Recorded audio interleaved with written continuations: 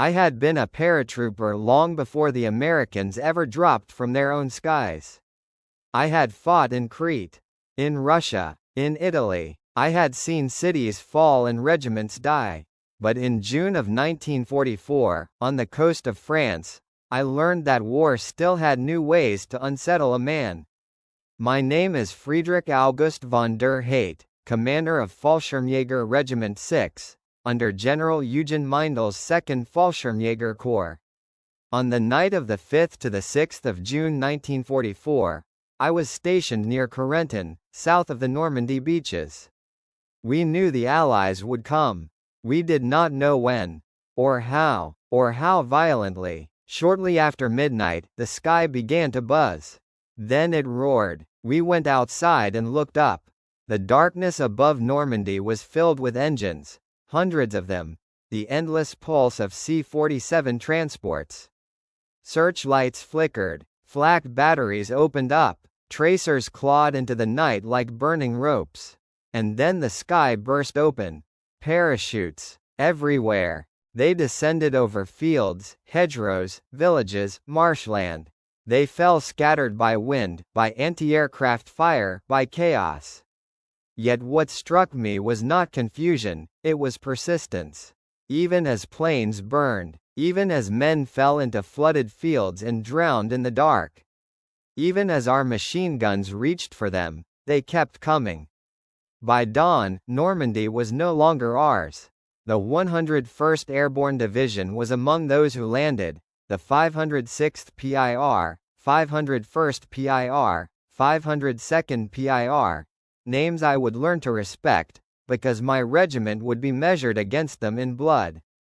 At first light, I moved among my men. Most had dug positions. Some had barely slept since hearing the first engines. The hedgerows made visibility small. Every field could hide an enemy squad. Every orchard could hide a rifle. And then the fighting began. It started as sharp, sudden bursts. Gunfire echoing off stone walls, single shots from unseen places, suppressed curses in English, shouted orders in German. Reports came in the way they always do in a collapsing front, contradictory, fragmented, panicked. American paratroopers at St. Mir-Eglis. American paratroopers on the causeways. American paratroopers cutting roads, blowing bridges, attacking headquarters. They were everywhere. They carried M1 Garands, firing faster than most of our rifles. Many carried Thompson and M3 submachine guns, ideal for hedgerow fighting. Their platoons moved quickly and independently. They did not wait for large formations. They attacked as small groups, aggressive, confident, often reckless, but effective. They did not fight like the Russians. They did not fight like the British. They fought like hunters. By the 7th of June, my regiment was fully engaged. We counterattacked to restore order. We were elite troops. Fallschirmjäger were supposed to be unbreakable. I told myself that. I told my men that. But the truth was harsher. We could not sleep. We could not relax. Every hedge concealed danger. Every farmhouse held rifle barrels pointed from black windows. Sometimes the only warning was the snapping crack of .3006 rounds tearing through branches inches from our faces. Sometimes it was the sudden roar of an American Browning machine gun pinning us into muddy ditches. American paratroopers did not simply hold ground. They hunted positions. They cut wires. They isolated companies. They ambushed supply columns. They dismantled our front like wolves dismantle a herd, not all at once, but piece by piece. And then there was their discipline. Captured diaries from my own officers, yes, we kept them, mention it. They move silently, one lieutenant wrote. Night belongs to them. Our men feel watched. Another officer wrote simply, we fear the fields now. By the 10th of June, everything centered on Corentin. Corentin was the key, the bridge that would unite Utah and Omaha beaches, allowing the Americans to form a solid front. If they took it, they would have continuity. If we held it, they would remain divided. So we fought, house to house, field to field, inside choking hedgerows thick with insects, mud, and the smell of gunpowder. Rain soaked our uniforms. Sweat stung our eyes. Helmets felt heavier every hour. The air was never silent, always punctured by rifle fire, mortars, and the slow thump of artillery. My men were brave. Many died. Too many. The 502nd and 506th PIR pressed relentlessly. They crawled under fire. They assaulted through hedges with grenades ready. Their medics worked inches from bullets. Their NCOs kept order when officers fell.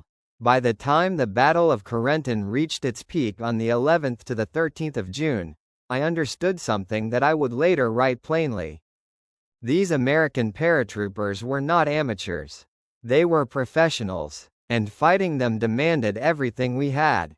When German officers later wrote of them, in diaries, in reports, in whispered accounts, the words were rarely grand.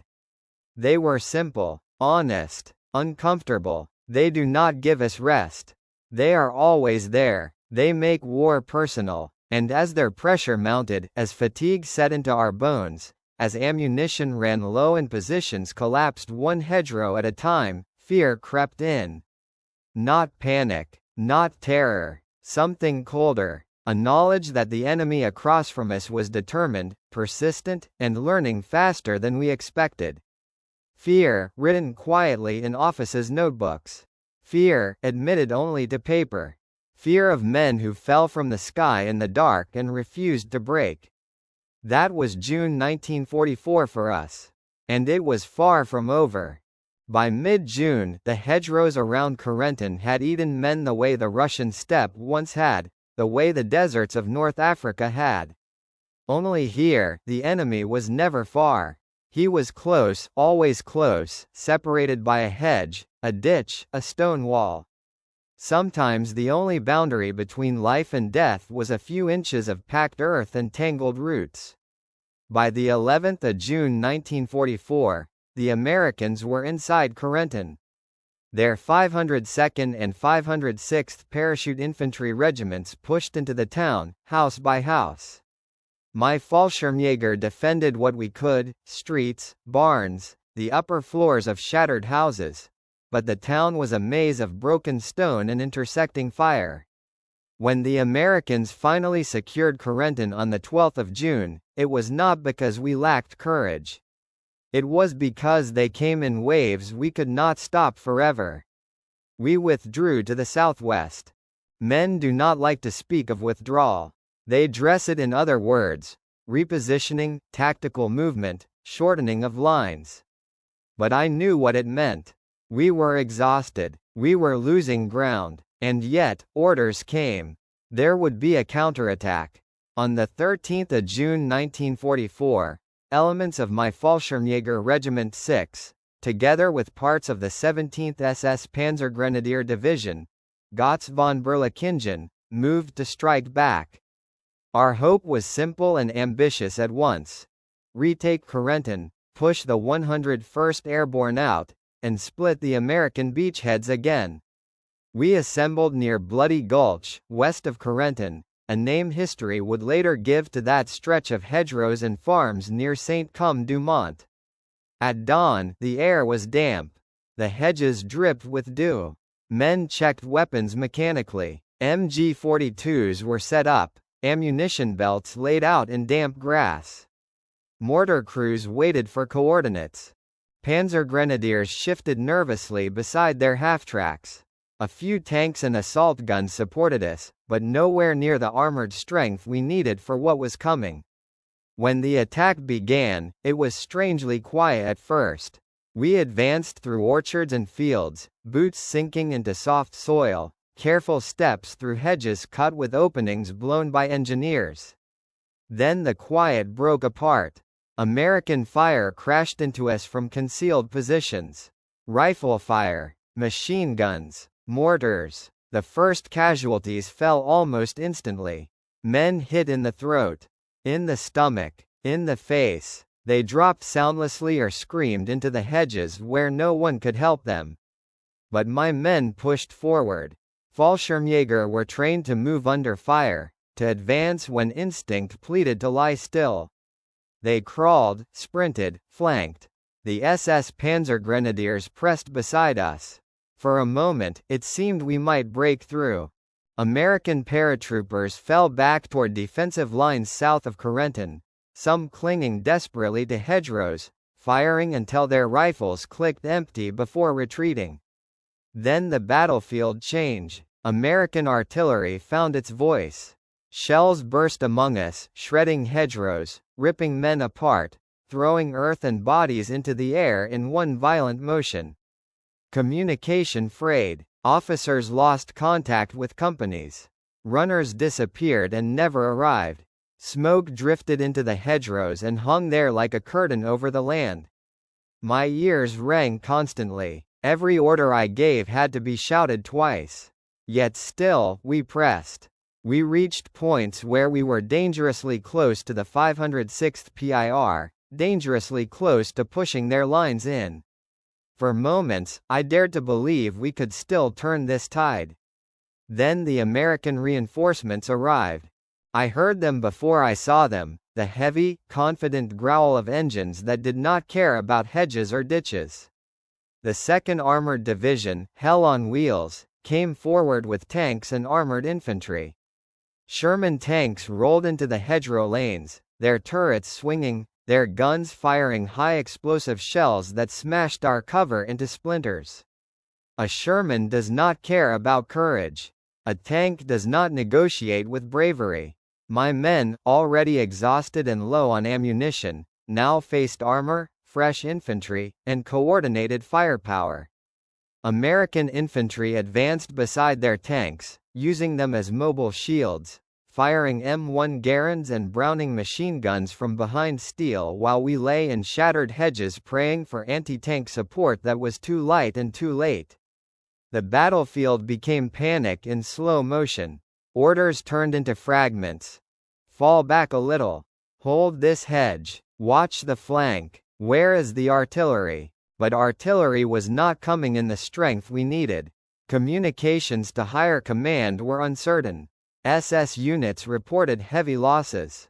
I saw men who had fought in Crete, who had crawled through the ruins of Russia, who had stared death in the face more times than most humans ever will, now forced back, not by fear alone, but by the crushing weight of an enemy who would not stop pressing. There is a moment in defeat when you understand it is no longer a matter of will. You can be brave, you can be loyal, you can be determined, and still, the battlefield decides against you. By midday, the German counterattack collapsed. We withdrew in fragments. Some men limped, bleeding. Some crawled. Some stared blankly, their minds stunned past thought. The SS fell back. My Fallschirmjäger fell back. There was no shame in their faces, but there was something worse, a hollow exhaustion. The knowledge that we had given everything and yet the Americans had given more. Corentin would remain in American hands. The beachheads were now united. And we, the once proud German paratroopers, the elite, the veterans of earlier victories, had been stopped by men we once silently underestimated. In the weeks that followed, I would reflect on that day often. Officers wrote quietly about it. Some simply wrote, "They fight with strength we cannot wear down. They learn quickly. They do not yield." Fear was there again. That same quiet, written fear. Not of monsters. Not of legends. But of disciplined men who came in the dark, who fought relentlessly in the hedgerows, who refused to break when we needed them to. Normandy continued. The war continued. But for me, Corentin remained a turning point. The day when American paratroopers no longer surprised us simply by existing, but by proving that, in Normandy, they would not be driven back. After the 13th of June 1944, after Corentin slipped beyond our grasp and the counterattack failed, there was no dramatic collapse. No great rout, just slow retreat, slow bleeding, slow understanding. Normandy did not break us in a single night. It ground us down one hedgerow at a time. My Fallschirmjäger Regiment 6 held positions southwest of Corentin. We dug in where we could. We camouflaged ourselves under thick hedges that seemed older than any war. The Americans dug in too. Across fields sometimes only 50 or 100 meters wide, we listened to them the way they listened to us. We heard their engineers cutting through hedgerows. We heard their vehicles trying to move. We heard their laughter sometimes at night, low and tired, like ours. War in Normandy became a test of nerves. Every movement risked attracting fire. Every rustle in a hedge could end in death. Every patrol meant stepping into close-range ambush distance. The Americans, particularly the paratroopers, seemed to adapt quickly. Their squads moved like water, flowing through gaps, probing, withdrawing, then striking elsewhere. Their officers encouraged initiative. Their NCOs held everything together. Many of my men admitted, quietly, that these airborne soldiers did not behave like inexperienced troops. They fought as if they had been at war for years. In late June and throughout July, the fields filled with the constant thunder of American artillery. Their supply seemed endless. Their coordination improved week by week.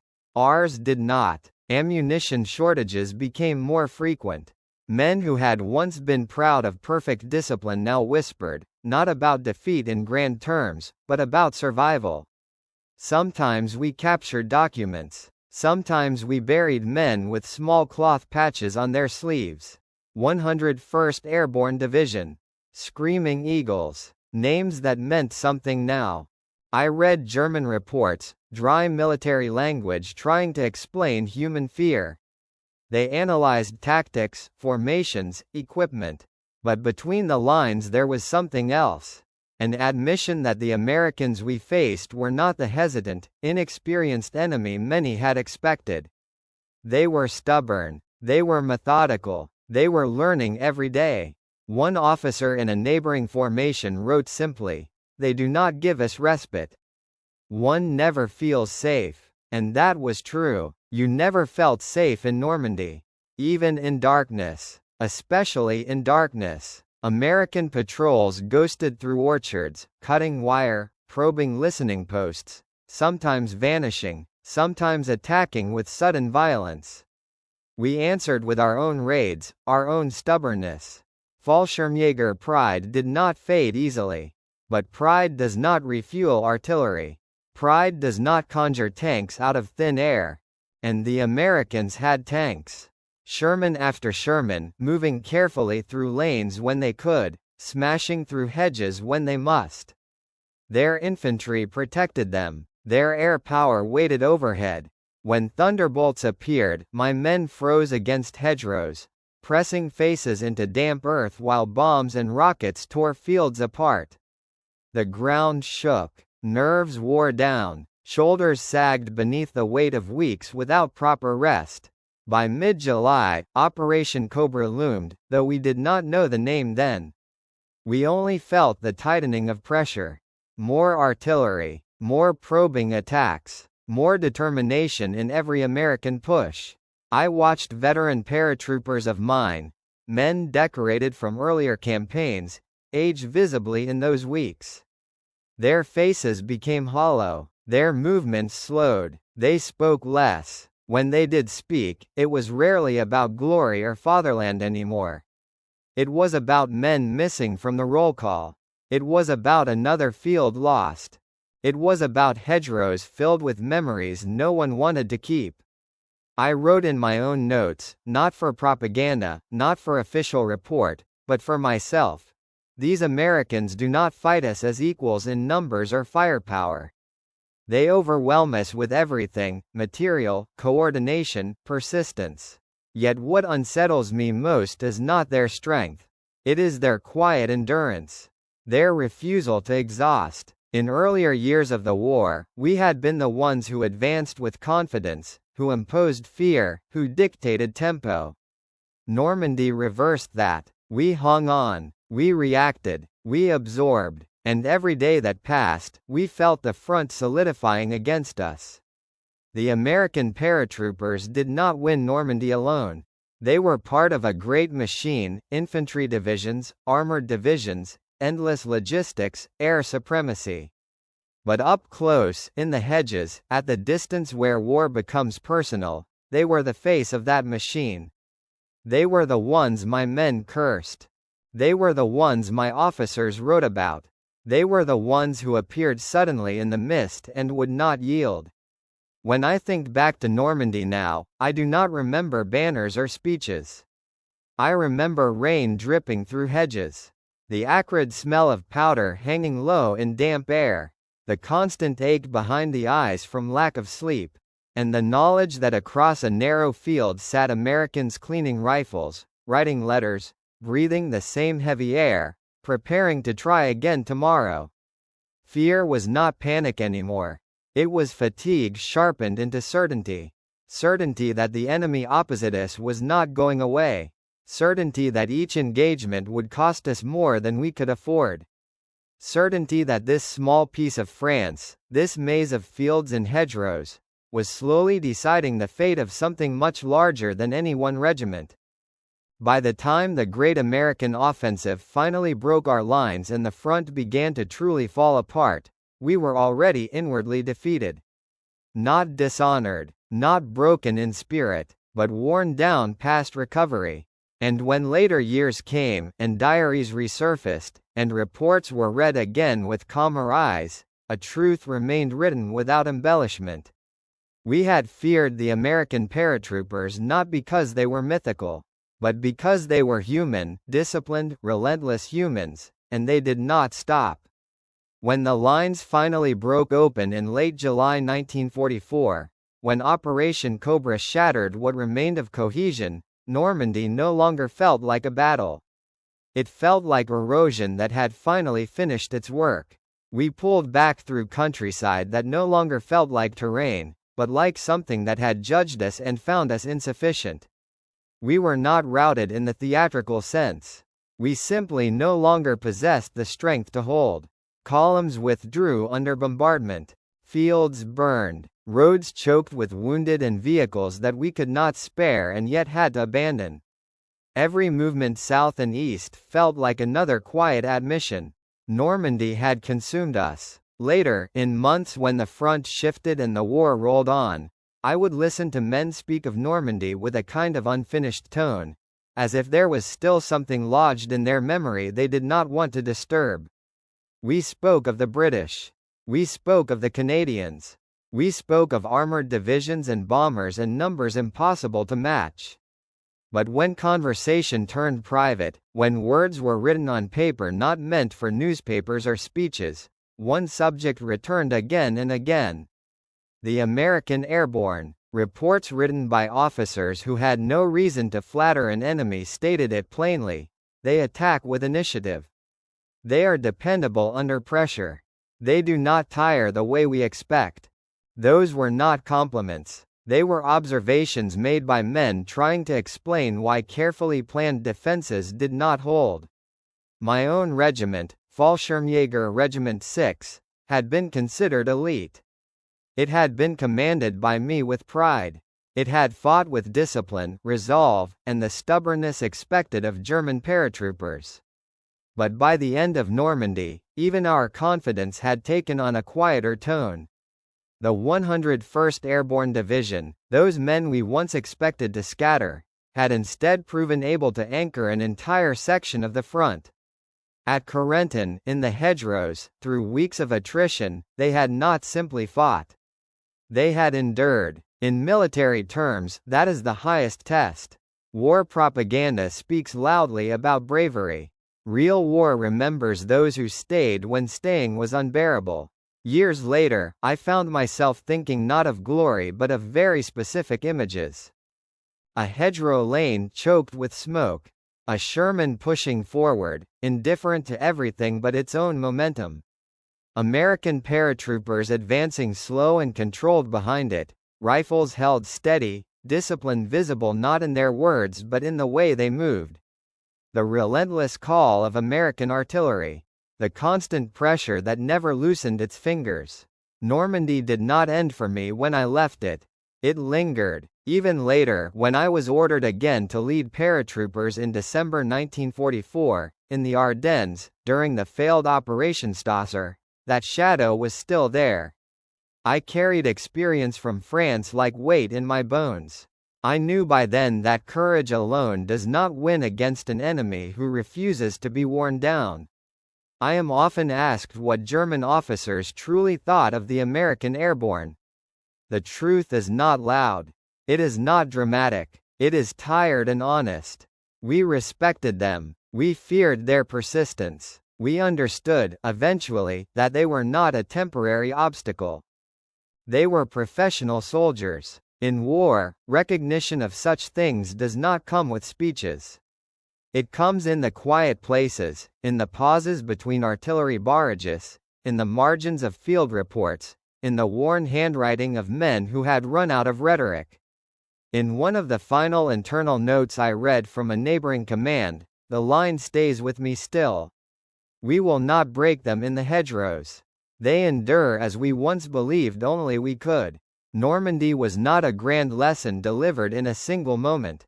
It was a slow education written in exhaustion, in the smell of damp earth and blood, in the steady pressure of an enemy who did not collapse the way doctrine said he might. When German officers later wrote diaries, when historians pulled them from drawers and archives, they found the truth written simply. The American paratroopers were dangerous not because they were mythical heroes. They were dangerous because they were soldiers who absorbed fear, carried it with them, and advanced anyway. That is what we faced in Normandy. That is what we remembered afterward. Not triumph. Not hatred. Just a quiet, reluctant respect born in fields where no one truly won, only survived a little longer than others. And even survival did not feel like victory. It felt like what war always leaves behind: fatigue, memory, and the knowledge that courage exists on both sides of a battlefield.